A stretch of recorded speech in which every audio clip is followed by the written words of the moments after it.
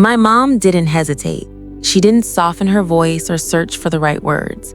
She just looked at me from across the kitchen table and said, "We're going to your sister's wedding, not yours." No apology, no pause. My dad stared at his hands. Kendra smiled like none of it was a big deal. I walked out of that house carrying something I'd been carrying my whole life. The weight of always being the one who had to understand. That night, I didn't beg, I didn't argue. I just quietly opened a door to the life they never thought to ask about. And one decision turned their family moment into the moment they finally had to truly see me. I grew up in a house where love followed the path of least resistance. Whatever was easier for my parents, that was what was right.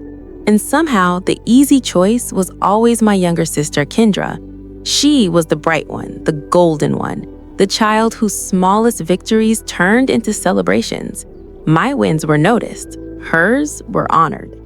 You'd think that kind of thing fades as you get older. It doesn't. It just gets quieter and sharper. When I was 16, I watched my mother trim a family photo to fit a new frame. She cut the edge right where I was standing. My shoulder made it into the picture. My face didn't. She laughed and said, "Oh, honey, you're still there," and moved on as if she hadn't just removed me from proof that we were a family. I stood there staring at that cropped edge and realized something. I could work harder than anyone, shine brighter than anyone, and still be the part someone felt comfortable cutting away. That's probably why I pushed myself so relentlessly after that. Scholarships, late nights, building a logistics company from the ground up, holding on through every investor who told me to quit. Success became the first place where no one got to edit me out.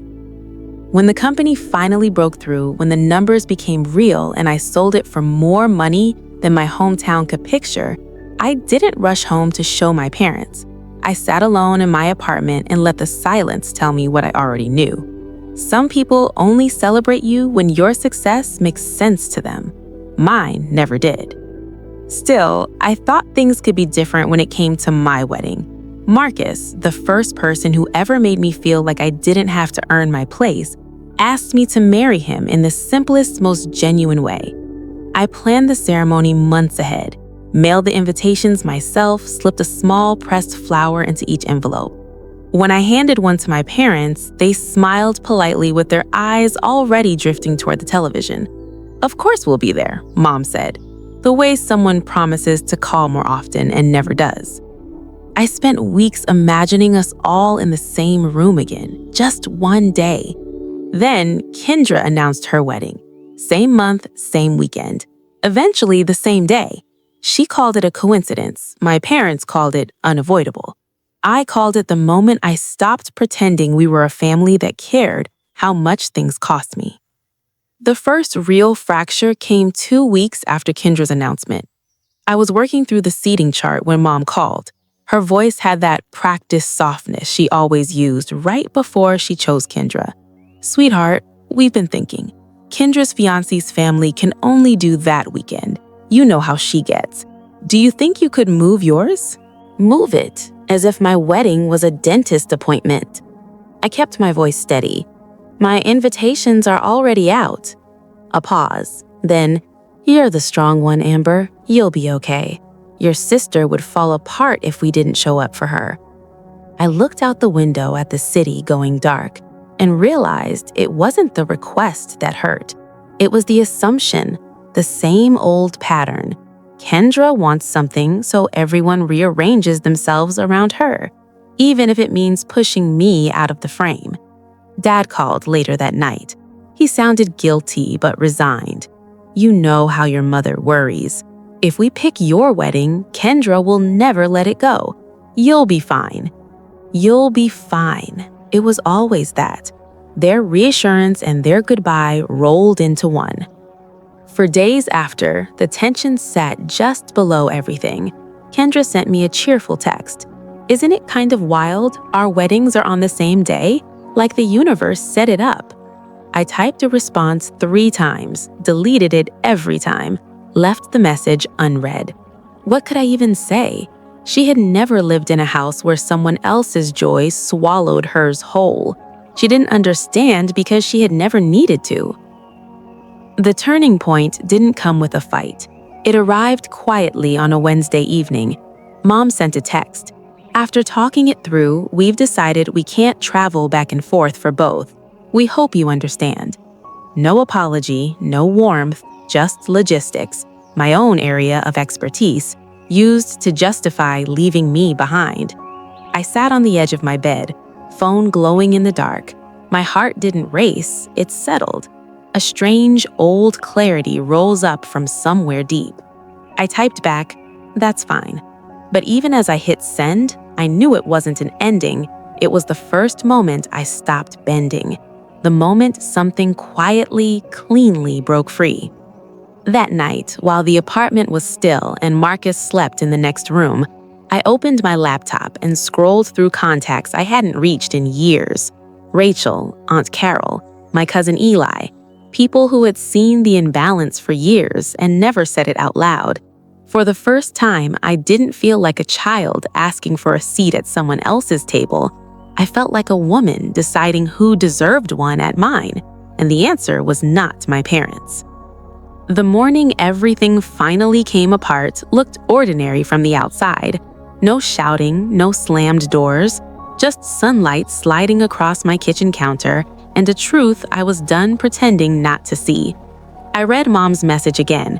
"We hope you understand." They had never once asked how I felt, never paused to consider what it actually meant to skip their own daughter's wedding for convenience. The longer I stared at the screen, the more I understood. The collapse wasn't happening now. It had been happening for years. This was just the moment I stopped looking away. I drove to a quiet overlook on the edge of the city, where the air felt bigger. Marcus met me there with 2 cups of coffee and didn't say a word. He always knew when silence was the kindest thing he could offer. "They didn't even think twice," I finally said. He exhaled slowly. "Then stop waiting for them to choose you." Something settled in my chest, like a lock turning, like a line being drawn, not in anger, but in peace. That night, after he fell asleep, I opened a folder I had kept hidden for months. The deed to a property in Tuscany. My property. 9 acres of olive groves, old stone walls, a wide open courtyard that felt made for honest moments. I had bought it after selling the company. Part refuge, part reminder that I could build something entirely my own. I had never told my parents. Why would I? They never asked. As I scrolled through the photos, the golden hillsides, the long stone table surrounded by lanterns, a thought formed so clearly it felt like a heartbeat. I could build a new kind of wedding here. Not a performance, not a competition. A gathering of people who showed up because they wanted to. I messaged Rachel first. She called within a minute. "Please tell me you're not canceling." "No," I said, "just moving it to Tuscany." She didn't pause. "Send me the date, I'll handle everything." By morning, the group chat was alive. Eli booking flights, Aunt Carol asking about the nearest town, Uncle Ray offering to help set things up. Nobody mentioned my parents. Nobody needed to. Meanwhile, Kendra posted a wedding countdown, 5 days until forever. My parents flooded her comments with hearts, not a single message to me. I watched it all with a calm I hadn't expected. For the first time, their choices didn't sting. They clarified. I spent the following days laying out the courtyard, the long table stretching toward the olive trees, the lanterns that would light up at dusk like fireflies. Workers moved through the villa, sanding stone, trimming branches, stringing lights through the grove. Every sound felt like a promise I was finally keeping to myself. I wasn't hurting anyone. I wasn't chasing their attention. I was simply taking back the story. The collapse of what I used to call family didn't leave me empty. It left room, finally, for everything real to grow. The morning of both weddings arrived with 2 completely different kinds of light. In Boston, it was sharp and cold, bright without warmth. In Tuscany, the sun poured over the hills like something golden and slow. I woke before dawn, stepped onto the terrace in bare feet, and stood among the olive trees as they shimmered in the early morning air. Workers moved quietly through the courtyard below. Lanterns adjusted, linen smoothed across the long table. Everything felt grounded, old but brand new, exactly the life I had been working toward. In Boston, nothing was grounded. My cousin Eli sent a photo, rows of empty chairs wrapped in white fabric, the kind venues use to make bareness look intentional. His caption, "This is going to blow up soon." Another message from Rachel, my parents standing near the entrance in perfect outfits, their smiles tight and confused. The extended family had not arrived, not one person. Kendra kept refreshing the planner's tablet. "They must just be running late," she murmured. Even she didn't sound sure. In Tuscany, guests arrived breathless and glowing. My grandmother came wearing a soft blue dress with an olive branch tucked in her hair, one I had left on her vanity that morning. She cupped my face in both hands. "Look at you," she said. "Look at how far you've come." I felt my throat tighten, because love that actually shows up feels entirely different. It has weight. It has presence. It's real. As the sun climbed, the courtyard filled with familiar voices. Rachel's kids chasing each other between the stone pillars, Uncle Ray shaking hands with the musicians, Aunt Carol photographing the vineyard like it was sacred ground. For the first time in my life, I wasn't an afterthought. I was at the center, not because the world bent around me, but because I had built a world that didn't require bending at all.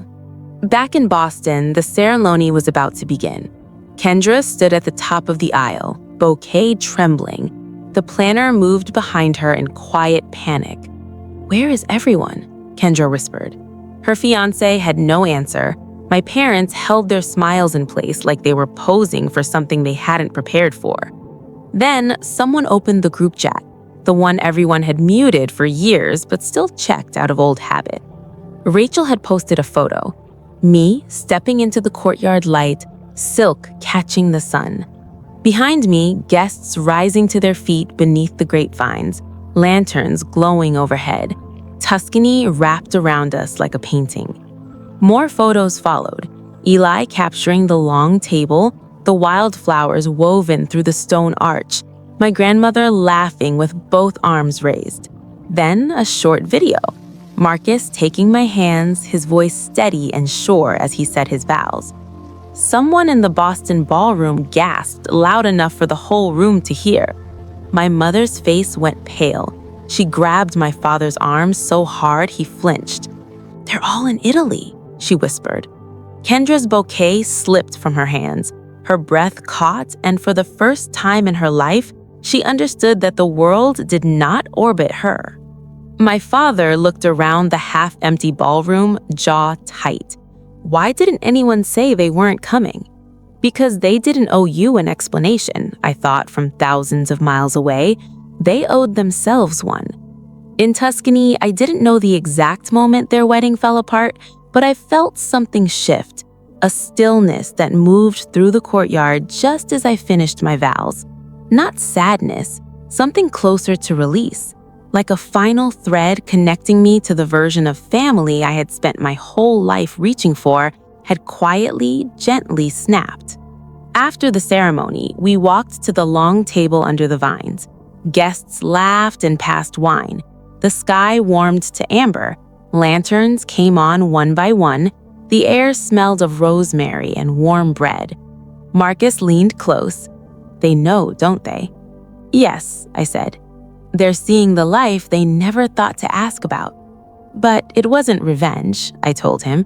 Not really, it was honesty, served gently in the form of a wedding they never imagined I could build. Halfway through dinner, my phone buzzed. "Dad, is this where you are?" "Mom, why didn't you ever tell us you had a place like this?" "Kendra, is this some kind of joke?" I placed the phone face down on the table. Rachel raised an eyebrow. "Spiraling? Probably. You okay?"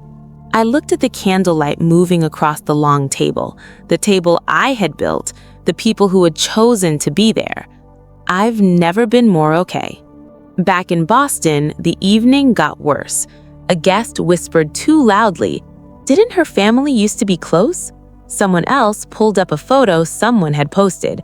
The villa, the vines, the caption reading, "Lauren's wedding in Tuscany." My mother sat down suddenly, pressing her chest to the ground. My father rubbed his temples. The venue's band started playing, but even music felt hollow in a room that was mostly empty. Kendra stared at her own reflection in a glass door. Perfect dress, perfect flowers, perfect everything, and completely, entirely alone in the moment she had built her whole life around. And then, softly, she said the thing no one was supposed to say out loud. Everyone chose her. While their night unraveled, mine bloomed. Soft strings played beneath the warm Tuscan sky. Marcus leaned over and whispered something about forever. My grandmother wiped her eyes. Rachel's children danced barefoot between the lantern shadows. Every sound felt like something healing. Later, as we lit candles along the olive grove, I caught myself looking toward the horizon, not with longing, but with something like closure. The family I had spent a lifetime trying to earn was never mine to keep. The one gathered around me now, the one laughing and clapping and raising glasses, was built from choice, not obligation. Near midnight, one last message came from Mom. "I hope you're happy." I didn't reply. Not because I was angry, but because I finally understood happiness doesn't need their permission. In the quiet of a Tuscany night, surrounded by the people who showed up, I breathed deeper than I had in years. The peak of their story was collapse. The peak of mine was freedom. The morning after, Tuscany felt lighter, like the whole villa had exhaled along with me. Sunlight filtered through the olive branches and scattered gold across the courtyard, where petals from the night before still rested against the stone.